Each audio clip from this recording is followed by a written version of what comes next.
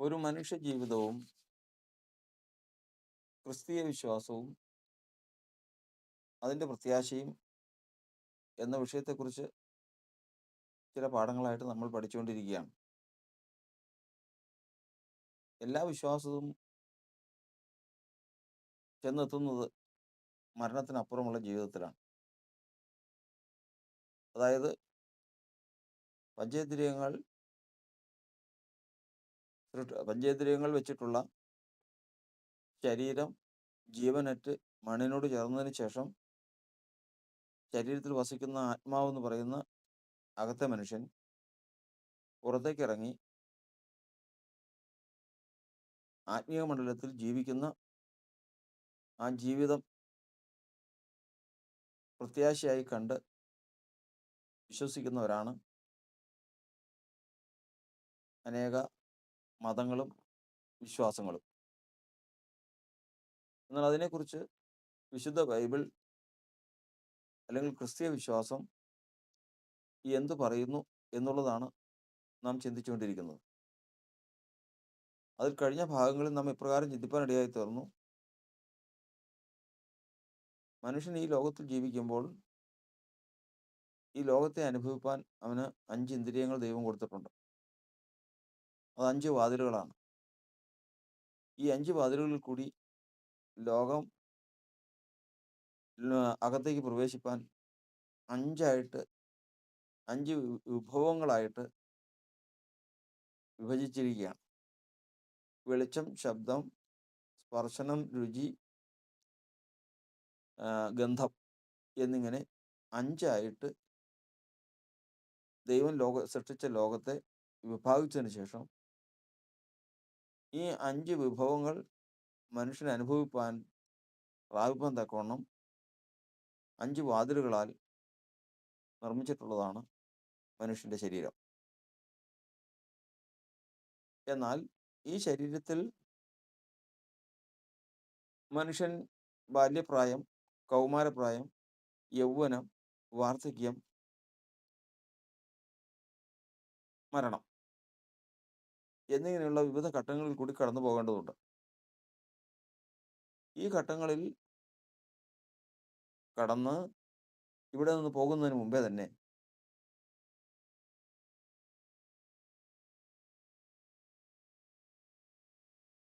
ശരീരത്തിൽ ക്ഷയം വരും, വാർദ്ധക്യം വരും,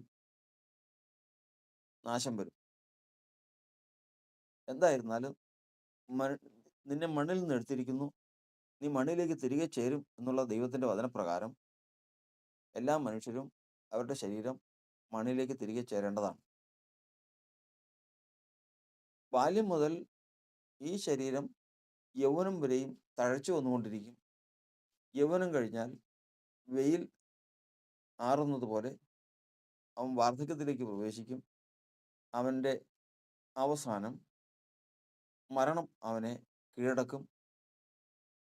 അവൻ മണ്ണിലേക്ക് ചേരും. എന്നാൽ ക്രിസ്തീയ വിശ്വാസം പഠിപ്പിക്കുന്നത് യൗവനത്തിൽ തൻ്റെ സൃഷ്ടാവിനെ അറിഞ്ഞുകൊള്ളുക. യൗവനത്തിൽ സൃഷ്ടാവിനെ അറിഞ്ഞ് അവന് വേണ്ടി ജീവിച്ചാൽ അവനിവിടെ അസ്തമിച്ച് ശരീരം വിട്ട് ആത്മാവ് വേർതിരിയുന്നതിന് മുമ്പേ തന്നെ ഈ ശരീരത്തിൽ വെച്ചുകൊണ്ട് തന്നെ ഭൗതിക ദൃഷ്ടി, ഈ മാംസനേത്രം നഷ്ടപ്പെട്ടാലും, മൂക്ക് നഷ്ടപ്പെട്ടാലും, ചെവി, ത്വക്ക്, നാക്ക് ഇതെല്ലാം നഷ്ടപ്പെടും. ഇതെല്ലാം ക്ഷയിക്കും, ദ്രവിക്കും, മരിക്കും. ഇത് ഇങ്ങനെ നഷ്ടപ്പെട്ടാലും ക്ഷയിക്കാത്തതും ദ്രവിക്കാത്തതും ഈ കാണുന്ന ഇന്ദ്രിയങ്ങളെക്കാൾ സ്പഷ്ടതയും വ്യക്തതയും ഉള്ളതായ ഒരു ഇന്ദ്രിയ സംവിധാനം ആത്മാവിന് പ്രാപിപ്പാൻ കഴിയും. അത് കർത്താവായ യേശു ദൈവത്തിൻ്റെ വചനത്തിൽ കൂടി ദൈവത്തിൻ്റെ മക്കൾക്ക് നൽകിയിരിക്കുന്ന, ദൈവത്തിൻ്റെ ജനത്തിന് നൽകിയിരിക്കുന്ന വാഗ്ദാനമാണ്. ഈ ഇന്ദ്രിയ പ്രാപ്തിക്ക് വേണ്ടിയിട്ടാണ് ദൈവം മനുഷ്യനെ പ്രേരിപ്പിക്കുന്നതും നിർബന്ധിക്കുന്നതും വിശ്വസിക്കാൻ അവരോട് കൽപ്പിക്കുന്നതും. അങ്ങനെ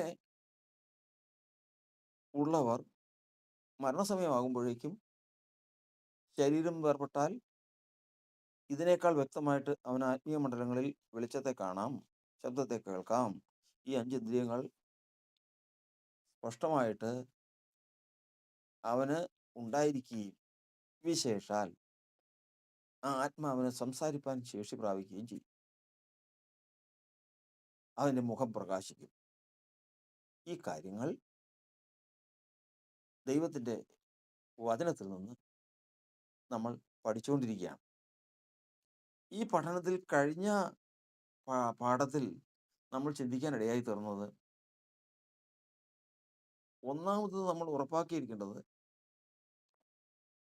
മനുഷ്യന്റെ ഉള്ളിൽ ഇങ്ങനെ ഒരു ആത്മാവെന്ന് പറയുന്ന അകത്തെ മനുഷ്യനുണ്ടോ? ഇത് മരണത്തിൽ ഇത് പുറത്തേക്ക് ഇറങ്ങുമോ? പുറത്തു പോയത് പുനരുത്ഥാനത്തിൽ അല്ലെങ്കിൽ കർത്താവ് ജീവിപ്പിക്കുമ്പോൾ തിരികെ വരുമോ? ഇതിന്റെ ഉറപ്പാണ് കഴിഞ്ഞ പാഠത്തിൽ നാം ചിന്തിപ്പാനിടയായി തീർന്നത്. അത് അത്രയും ഭാഗം നിർത്തിയതിന്റെ കാരണം, ഇത് ഓരോന്നായിട്ട് ചിന്തിച്ച് വചനപ്രകാരം ഉറപ്പിച്ചു പോയില്ല എങ്കിൽ നാളെ സംശയം നിൽക്കും. അതുകൊണ്ടാണ്. അതിന് തെളിവായിട്ട് നമ്മൾ വായിച്ചതും ഗ്രഹിച്ചതുമായ കാര്യം, ഏലിയ പ്രവാചകന്റെ കാലഘട്ടത്തിൽ ഉണ്ടായ ഒരു അനുഭവമാണ്. ആ കാലഘട്ടത്തിൽ ഒരിക്കൽ ക്ഷാമം ഉണ്ടായപ്പോൾ ഏലിയാവിനെ സാരാഫാത്തിലെ വിധവയുടെ അടുക്കിലേക്ക് അയച്ചു. വിധവ അവനെ കൈക്കൊണ്ടു. ആ ഇടയ്ക്ക് ആ ഭവനത്തിലൊരു കഷ്ടം സംഭവിച്ചു. അതായത്, ഈ വിധവയ്ക്ക് ഒരു മകനുണ്ടായിരുന്നു. ഈ മകൻ ചില സാഹചര്യത്തിൽ മരിച്ചു പോകാനിടയായി. അപ്പോൾ വിധവ പ്രവാചകന്റെ നേരെ പിറുപിറുത്തു. പ്രവാചകൻ ദൈവത്തോട് പറഞ്ഞു, ദൈവമേ, ഞാനിവിടെ ആശ്രയിച്ചു വന്ന് ജീവിക്കുന്ന നീ ഈ കുടുംബത്തിന് ഇങ്ങനെ ഒരു കഷ്ടം വരുത്തിയത് എന്താ എന്ന് ചോദിച്ച് പ്രാർത്ഥിച്ചപ്പോൾ ദൈവം ഏലിയാവിന്റെ പ്രാർത്ഥന കേട്ടു. അപ്പൊ ഏലിയാവ് പറയുന്ന വാക്കാണ്, ഈ കുട്ടിയുടെ പ്രാണൻ ഈ കുട്ടിയിലേക്ക് മടങ്ങി വരട്ടെ. അവിടെ പ്രാണൻ ഉദ്ദേശിച്ചിരിക്കുന്നത് സോളാണ്, അല്ലെങ്കിൽ ദേഹിയാണ്, അല്ലെങ്കിൽ അകത്തെ മനുഷ്യനാണ്. ഈ പ്രാണനാണ് അകത്തെ മനുഷ്യൻ. അതിന് ദേഹി എന്നും പ്രാണനെന്നും ആത്മാവെന്നും വിവിധ നാമകരണങ്ങൾ പലയിടങ്ങളിലും ചെയ്തിട്ടുള്ളതുകൊണ്ട് അത് ഇപ്രകാരം അതിൻ്റെ മൂലഭാഷ നോക്കി അത് ഉറപ്പിക്കുന്നു. അതുകൊണ്ടാണ്. അങ്ങനെ ഈ പ്രാർത്ഥനയെ കേട്ട് ഈ കുട്ടിയുടെ പ്രാണൻ അവനിലേക്ക് മടങ്ങി വന്നു. മരിച്ചുപോയ ആ കുട്ടിയുടെ ശരീരത്തിലേക്ക് ഈ പ്രാണൻ തിരിച്ചു വന്ന് കയറി അവൻ ജീവിക്കുകയും ചെയ്തു. അപ്പൊ അതിൽ നിന്ന് നമുക്ക് കാണാനും നമുക്കറിയാനും നമുക്ക് വിശ്വസിക്കാനും ഉറപ്പുറാപ്പാനും സാധിച്ചത് ഇതാണ്: ഒരു മനുഷ്യൻ മരിക്കുമ്പോൾ അവനിൽ നിന്ന് അവൻ്റെ അകത്തെ മനുഷ്യനായിരിക്കുന്ന പ്രാണൻ അല്ലെങ്കിൽ ദേഹി പുറത്തേക്ക് പോകും. ഈ പുറത്തേക്ക് പോകുന്ന ദേഹിയാണ് ഈ ശരീരത്തിലിരിക്കുമ്പോൾ എന്ത് ചെയ്തിട്ടുണ്ടെങ്കിലും മുഴുവൻ കണക്ക് ബോധിപ്പിക്കേണ്ടത് ഈ ദേഹിയാണ്. മറ്റൊരു വാക്ക് പറഞ്ഞാൽ, ഈ ദേഹിയുടെ നിലവാരം അനുസരിച്ചിട്ടാണ്, അല്ലെങ്കിൽ സ്വഭാവം അനുസരിച്ചിട്ടാണ് മനുഷ്യൻ ശിക്ഷിക്കപ്പെടുന്നതും മാനിക്കപ്പെടുന്നതും. കാരണം ഏതെങ്കിലും ഒരു നന്മ ആ മനുഷ്യനിലേക്ക് വന്നാൽ അത് സ്വീകരിക്കേണ്ടതിൻ്റെ പരമാധികാരം ഈ ദേഹിക്കാണ്. ദൈവത്തിൻ്റെ വചനം കേൾക്കുമ്പോൾ അത് വിശ്വാസമായി തീരുകയും അതിനെ ഗണ്യമാക്കാതിരിക്കുകയും ചെയ്യുന്നത് ഈ ദേഹിയുടെ നിലവാരമാണ്. അതുകൊണ്ട് തന്നെ അതിൻ്റെ വിശദീകരണം പിന്നീട് നമുക്ക് അത് നമ്മൾ ചിന്തിക്കുന്നുണ്ട്. അപ്പോൾ ഇവിടെ നമ്മൾ ഒരു കാര്യം ഉറപ്പിച്ചത്, മരിക്കുമ്പോൾ മനുഷ്യൻ്റെ ദേഹി പുറത്തേക്ക് പോകും. അത് നാളെ കർത്താവ് ജീവിപ്പിക്കുമ്പോൾ അകത്തേക്കും വരും. ഇന്ന് നമ്മൾ ചിന്തിക്കുന്ന അതല്ല, ഈ ദേഹിയെ കാണാൻ സാധിക്കുമോ? ഈ ആത്മാവ്, ഈ പ്രാണനെ കാണാൻ സാധിക്കുമോ? ഇതാണ് ഇന്ന് നമ്മൾ ഉറപ്പിക്കുന്നത്. കാണണമെങ്കിൽ ഒരു രൂപം വേണം. ഇതിനെക്കുറിച്ച് നമ്മൾ പഠിക്കുന്ന വചനഭാഗമാണ് വെളിപ്പാട് പുസ്തകം 6-ാം അധ്യായത്തിന്റെ 9-ാം വാക്യം. അവൻ 5-ാം മുദ്ര പൊട്ടിച്ചപ്പോൾ ദൈവവചനം നിമിത്തവും തങ്ങൾ പറഞ്ഞ സാക്ഷ്യം ഹേതുവായും അറുക്കപ്പെട്ടവരുടെ ആത്മാക്കളെ ഞാൻ യാഗപീഠത്തിന് കീഴിൽ കണ്ടു. വിശുദ്ധനും സത്യവാനുമായ നാഥ, ഭൂമിയിൽ വസിക്കുന്നവരോട് ഞങ്ങളുടെ രക്തത്തെക്കുറിച്ച് നീ എത്രത്തോളം ന്യായവിധിയും പ്രതികാരവും നടത്താതെയിരിക്കും എന്ന് അവർ ഉറക്കെ നിലവിളിച്ചു. ഇവര് ഈ ഇവര് ഭൂമിയിൽ നിന്ന് മരിച്ച് പോയവരാ. ഇവരുടെ ശരീരം ഇപ്പോഴും ഭൂമിയിൽ തന്നെ കിടക്കുക, ദ്രവിച്ച് മണ്ണിനോട് ചേർന്ന് കാണും. പക്ഷെ അവരുടെ ദേഹി, അതായത് ആത്മാവ്, ഇവിടെ ആത്മാവെന്ന് എഴുതിയിരിക്കുന്നു. ഈ പ്രാണൻ, അത് അകത്തെ മനുഷ്യൻ എന്ന് ചിന്തിച്ചാൽ മതി. ഈ അകത്തെ മനുഷ്യൻ ശരീരത്തിൽ നിന്ന് പുറത്തേക്കിറങ്ങി ഇവരെ വാൾ കൊണ്ട് കൊന്നവരും ഉപദ്രവിച്ച് മരിച്ചവരും പീഡിപ്പിച്ച് കൊന്നവരും ഒക്കെ ഇതിനകത്തുണ്ട്. ആ ശരീരത്തിൽ നിന്ന് പുറപ്പെട്ടു വന്ന് അവർ ഈ യാഗപീഠത്തിന് കീഴെ ഉണ്ട്. ഈ യാഗപീഠത്തിന് കീഴെ ഇവര് ആയിരിക്കുമ്പോൾ യേശു അവിടെ വന്നപ്പോൾ യേശുവിനോട് ചോദിക്കുന്ന ചോദ്യമാണ്, എന്ത്? യേശുവേ, ഭൂമിയിൽ വസിക്കുന്നവരോട് ഞങ്ങളുടെ രക്തത്തെക്കുറിച്ച് നീ എത്രത്തോളം പ്രതികാരം ചോദിക്കാതിരിക്കും? അപ്പോ ഇവരെ കൊന്നതാ, ഇവരെ കല്ലെറിഞ്ഞു കൊന്നതും ഇവരെ പീഡിപ്പിച്ചു കൊന്നതുമായ മനുഷ്യരാണ് ഇവര്. ഇത് കൊന്നവരിപ്പോഴും ഭൂമിയിലുണ്ട്. അവരോട് എന്താ പ്രതികാരം ചോദിക്കാത്തെ? നീ എന്താ ന്യായവിധി നടത്താത്തെന്നുള്ളത് ഈ ദേഹികൾ ചോദിക്കുക. കർത്താവ് ആ സമയത്ത് അവർക്ക് എല്ലാവർക്കും ഓരോ വെള്ള വസ്ത്രം കൊടുത്തു. എന്നിട്ട് പറഞ്ഞു? ആരോട് പറഞ്ഞു? ഈ ദേഹികളോട് പറഞ്ഞു, വിശുദ്ധനും സത്യവാനുമായ നാഥ, ഭൂമിയിൽ വസിക്കുന്നവരോട് ഞങ്ങളുടെ രക്തത്തെക്കുറിച്ച് നീ എത്രത്തോളം ന്യായവിധിയും പ്രതികാരവും നടത്താതിരിക്കും എന്ന് അവർ ഉറക്കെ നിലവിളിച്ചു. അപ്പോൾ അവരിൽ ഓരോരുത്തരും വെള്ളം നിലയെങ്കിൽ കൊടുത്തു. അവരെ പോലെ കൊല്ലപ്പെടുവാനിരിക്കുന്ന സഹഭൃത്യന്മാരും സഹോദരന്മാരും വന്നു തികയോളം അല്പകാലം കൂടെ സ്വസ്ഥമായി പാർക്കണം എന്ന് അവർക്ക് അരുളപ്പാടുണ്ടായി. കുറച്ചു നാളോടെ നിങ്ങൾ അടങ്ങി പാർക്കണം. കാരണം നിങ്ങളിന്ന് ഭൂമിയിൽ എൻ്റെ സാക്ഷ്യം മുഖാന്തരം, യേശുക്രിസ്തുവിൻ്റെ നാമത്തിലുള്ള സാക്ഷ്യം മുഖാന്തരം കൊല്ലപ്പെട്ടും അറുക്കപ്പെട്ടും ഉപദ്രവിക്കപ്പെട്ടും ഇവിടെ വന്നല്ലോ. ഇതുപോലെ തന്നെ ഇനിയും കുറച്ച് പേരുകൂടി നിങ്ങളുടെ അവസ്ഥയിൽ തന്നെ ഇവിടെ വരാനുണ്ട്. അവരും കൂടി വന്നിട്ട് മാത്രമേ നിങ്ങൾ ഈ പറഞ്ഞ ന്യായവിധി നടത്താൻ പറ്റുള്ളൂ. അതുവരെയും നിങ്ങൾ സ്വസ്ഥമായി പാർക്കണം എന്ന് പറഞ്ഞതിന് ശേഷം അവർക്ക് എല്ലാവർക്കും ഓരോ വെള്ളം നിലയെങ്കിൽ കൊടുത്തു. അപ്പൊ ഇവിടെ നമ്മൾ ചിന്തിക്കുന്നത് ആരെ കണ്ടുവെന്നാണ്. ഇവിടെ വെളിപ്പാട് പുസ്തകത്തിൽ എഴുതിയിരിക്കുന്ന വാക്ക് ഓർത്തുകൊള്ളണം. 5-ാം മുദ്ര പൊട്ടിച്ചപ്പോൾ, 6:9 എഴുതിയിരിക്കുകയാണ്, അവൻ 5-ാം മുദ്ര പൊട്ടിച്ചപ്പോൾ ദൈവവചനം നിമിത്തവും തങ്ങൾ പറഞ്ഞ സാക്ഷ്യം ഹേതുവായും അറുക്കപ്പെട്ടവരുടെ ആത്മാക്കളെ ഞാൻ യാഗപീഠത്തിന് കീഴിൽ കണ്ടു. അപ്പോസ്തലനായ യോഹന്നാൻ യാഗപീഠത്തിന്റെ കീഴിലേക്ക് നോക്കിയപ്പോൾ അറുക്കപ്പെട്ടവരെ അല്ല, അറുക്കപ്പെട്ടവരുടെ ശരീരം ഭൂമിയിലാണ്. അവരുടെ ആത്മാക്കളെ മരിച്ചപ്പോൾ അവരിൽ നിന്ന് പുറത്തുപോയ ആ ആത്മാവിനെ യാഗപീഠത്തിന്റെ കീഴിൽ കണ്ടു. വിധവയുടെ കുട്ടിയുടെ കാര്യം നമ്മൾ ആദ്യം പഠിച്ചു. അത് ശരീരത്തിൽ നിന്ന് പുറത്തുപോയി. ആ ദേഹിയെ കാണാൻ സാധിക്കുമോ എന്നുള്ളതാണ് നമ്മളിവിടെ തെളിയിക്കുന്നത്. ഇവിടെ നമ്മൾ വചനത്തിൽ നിന്ന് പഠിക്കുന്നത്, ഈ ശരീരം ഭൂമിയിൽ കിടന്നാലും ശരീരത്തെ വിട്ട് പുറത്തേക്ക് പോകുന്ന ആത്മാവ്, ആ ആത്മാവിനെ കാണാൻ സാധിക്കും. എങ്ങനെ കാണാൻ സാധിക്കും? അറുക്കപ്പെട്ടവരുടെ ആത്മാക്കളെ യാഗപീഠത്തിന്റെ കീഴിൽ കണ്ടു. ആത്മാക്കളെ. അപ്പൊ ആത്മാവിനെ കാണാൻ സാധിക്കുമെന്നായി പറഞ്ഞു വരുന്നതിന് സാരം. രണ്ടാമത്, ഈ ആത്മാവിന് സംസാരിപ്പാൻ കഴിയും. ഈ ആത്മാവിന് സംസാരിപ്പാൻ കഴിയും. എന്താ സംസാരിക്കുന്നത്? വിശുദ്ധനും സത്യവാനുമായ നാഥ. ഇത് അവരുടെ ശരീരം പറയുന്ന വാക്കുകളല്ല.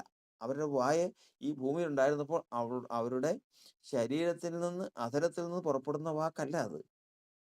ഇവരുടെ ആത്മാവിന്റെ വായിൽ നിന്ന് പുറപ്പെടുന്ന വാക്കാണ്. വിശുദ്ധനും സത്യവാനുമായ നാഥ, ഭൂമിയിൽ വസിക്കുന്നവരോട് ഞങ്ങളുടെ രക്തത്തെക്കുറിച്ച് നീ എത്രത്തോളം ന്യായവിധിയും പ്രതികാരവും നടത്താതിരിക്കുമെന്ന് അവർ ഉറക്കെ നിലവിളിച്ചു. അപ്പൊ അവർക്ക് നിലവിളിക്കാനും പറ്റും, അവർക്ക് സംസാരിക്കാൻ പറ്റും. അതാണ് അവരുടെ പ്രത്യേകത. ഇത്രയും വന്നപ്പോൾ അപ്പോൾ അവരിൽ ഓരോരുത്തരും വെള്ളം നിലയെങ്കി കൊടുത്തു. എല്ലാവർക്കും അവരെ വെള്ളം നിലയെങ്കി കൊടുത്തു. അവരെ പോലെ കൊല്ലപ്പെടുവാനിരിക്കുന്ന സഹഭൃത്യന്മാരും സഹോദരന്മാരും വന്നു തികയോളം അല്പകാലം കൂടെ സ്വസ്ഥമായി പാർക്കണമെന്ന് അവർക്ക് അരുളപ്പാടുണ്ടായി. കർത്താവ് അവരോട് പറഞ്ഞു. ആരോട് പറഞ്ഞു? ദേഹികളോട്, അതായത് ഈ ആത്മാക്കളോട് പറഞ്ഞു. അപ്പൊ അവർക്ക് കേൾക്കാൻ കഴിയും, ഉടയവന്റെ ശബ്ദം കേൾക്കാൻ കഴിയും. 3 കാര്യങ്ങൾ അവിടെ തെളിയിക്കപ്പെടുകയാണ്. എന്തൊക്കെ? ശരീരത്തിൽ നിന്ന് വേർപെടുന്ന, മരണത്തിൽ വേർപെടുന്ന ആത്മാവിന് രൂപമുണ്ട്, അതിനെ കാണാൻ കഴിയും. രണ്ടാമത്തത്, അതിന് സംസാരിപ്പാൻ കഴിയും. മൂന്നാമത്തത്, അതിന് കേൾക്കാൻ കഴിയും. നാലാമത്തത്, അതിന് വസ്ത്രം ധരിക്കത്തക്കവണ്ണം, ആത്മീക വസ്ത്രമാണെങ്കിൽ അത് ധരിക്കത്തക്കവണ്ണം ഒരു ശരീരമുണ്ട്. 6:9, വെളിപ്പാട് പുസ്തകം 6:9 ഏറ്റവും പ്രധാനപ്പെട്ട വാക്യമാണ്. അതിൽ നിന്ന് ഇത്രയും കാര്യങ്ങൾ അവിടെ തെളിഞ്ഞു. എന്തൊക്കെ തെളിഞ്ഞു? നമ്മൾ 1 രാജാക്കന്മാരുടെ പുസ്തകത്തിൽ നമ്മൾ വായിച്ചത്, വിധവയുടെ കുട്ടിയിൽ നിന്ന് മരിച്ചപ്പോൾ ആത്മാവ് പുറത്തുപോയി, ദൈവം ജീവിപ്പിച്ചപ്പോൾ ആത്മാവ് അകത്തു വന്നു. അപ്പൊ ആത്മാവ് ശരീരം വിട്ട് പുറത്തു പോകാനും തിരികെ വരാനും അതിന് സാധിക്കും. ഇവിടെ നമ്മൾ പഠിച്ചത്, വെളിപ്പാട് പുസ്തകത്തിൽ നമ്മൾ വായിച്ചത്, ശരീരം വിട്ടു പോകുന്ന ആത്മാവിനെ കാണാൻ സാധിക്കും. അതിനൊരു ശരീരമുണ്ട്, അതിന് സംസാരിക്കാൻ സാധിക്കും, അതിന് കേൾക്കാനും സാധിക്കും. ഇത്രയും കാര്യങ്ങൾ അവിടെ നാം കാണുകയാണ്. അതേ സമയത്ത് തന്നെ സങ്കീർത്തനത്തിൽ നമ്മൾ വായിക്കുന്നത്, സങ്കീർത്തന പുസ്തകം 31-ാം അധ്യായത്തിന്റെ 17-ാം വാക്യത്തിൽ, യഹോവേ, നിന്നെ വിളിച്ചപേക്ഷിച്ചിരിക്കൊണ്ട് ഞാൻ ലജ്ജിച്ചു പോകരുതേ, ദുഷ്ടന്മാർ ലജ്ജിച്ച് പാതാളത്തിൽ മൗനമായിരിക്കട്ടെ. ദുഷ്ടന്മാർ പാതാളത്തിൽ ലജ്ജിച്ച് മൗനമായിരിക്കട്ടെ. അവർ മൗനമായിരിക്കും. ലജ്ജിച്ച്, മുഖം ലജ്ജിച്ചിരിക്കുകയാണ്, പാതാളത്തിലാണ്. അപ്പോ ഇവിടെ നിന്ന് നമ്മൾ രണ്ടാമത്തെ ഭാഗവും ഇതാ തെളിയിക്കുകയാണ്. ഇത് ഒന്നാമത്തെ ഭാഗം തെളിയിച്ചത്, മനുഷ്യൻ ശരീരത്തിൽ നിന്ന് മരണസമയത്ത് അകത്തെ മനുഷ്യൻ പുറത്തേക്ക് പോകും, ജീവിപ്പിക്കുമ്പോൾ അകത്തേക്കും വരും. അങ്ങനെ ഒരു അവസ്ഥ ആത്മാവിനുണ്ട്, അല്ലെങ്കിൽ ദേഹിക്കുണ്ട്. ഇവിടെ നമ്മൾ വചനത്തിൽ നിന്ന് മനസ്സിലായത്, ഈ പുറത്തു പോകുന്ന ആത്മാവിന് ഒരു ശരീരമുണ്ട്, കാണത്തക്ക ഒരു രൂപമുണ്ട്. ഈ ശരീരത്തിൽ ആത്മീക വസ്ത്രം ധരിപ്പാൻ കഴിയും. ഈ ആത്മാവിന് സംസാരിപ്പാൻ സാധിക്കും. ഈ ആത്മാവിന് കേൾക്കാനും സാധിക്കും. ഇത്രയും കാര്യങ്ങൾ നമ്മുടെ പ്രത്യാശയെക്കുറിച്ചാണ് പറയുന്നത്. പ്രത്യാശയിൽ ഉറപ്പുള്ളവരായിരിക്കണം എന്നാണ് ദൈവത്തിന്റെ വചനം. എത്രമാത്രം പ്രത്യാശയിൽ ഉറപ്പുണ്ടോ അത്രമാത്രം വിശ്വാസത്തിൽ ധൈര്യം നമുക്ക് വർദ്ധിക്കും. പ്രത്യാശയ്ക്ക് ഭംഗം വന്നാൽ ധൈര്യം പോവും, വിശ്വാസം കുറയും, അത് ആപത്തായി തീരും. അതുകൊണ്ട് സകല വഴികളിലും ഞാൻ ആരെ വിശ്വസിച്ചിരിക്കുന്നു, നിങ്ങളിലുള്ള പ്രത്യാശ ന്യായം ചോദിക്കുന്ന ഏവരോടും ഉത്തരം പറയേണ്ടതിന് നിങ്ങൾ ഏത് സമയത്തും ഒരുങ്ങിയിരിക്കണമെന്നാണ്. രാത്രി ഉറക്കത്തിൽ വിളിച്ച് ചോദിച്ചാലും പ്രത്യാശയെക്കുറിച്ച് അവർക്ക് നമുക്ക് ധൈര്യം ഉണ്ടാകണം. നാളെ എന്ത് സംഭവിക്കും? നാളെ മരണത്തിൽ എന്ത് സംഭവിക്കും? ഇന്ന കാര്യങ്ങൾ സംഭവിക്കും. അതിനുശേഷം എന്ത് സംഭവിക്കും? ഇന്ന കാര്യങ്ങൾ സംഭവിക്കും. അതുകൊണ്ട് എന്താണ് നമ്മുടെ പ്രയോജനം? ഇത് മുഴുവനും സംശയമില്ലാതെ പറയാൻ കഴിവുള്ളവനാണ് യഥാർത്ഥത്തിൽ പഠിച്ചും നിശ്ചയം പ്രാപിച്ചും ഇരിക്കുന്നവൻ എന്ന് ദൈവത്തിന്റെ വചനത്തിൽ രേഖപ്പെടുത്തിയിരിക്കുന്നു. നമുക്ക് ഊഹാപോഹങ്ങളിലല്ല, പിന്നെയോ പഠിച്ചും നിശ്ചയം പ്രാപിച്ചും ഇരുന്ന് ആ പ്രത്യാശയിലും വിശ്വാസത്തിലും മുമ്പോട്ട് പോകുവാൻ ദൈവത്തിന്റെ ആത്മാവ് നമ്മെ സഹായിക്കുമാറാകട്ടെ.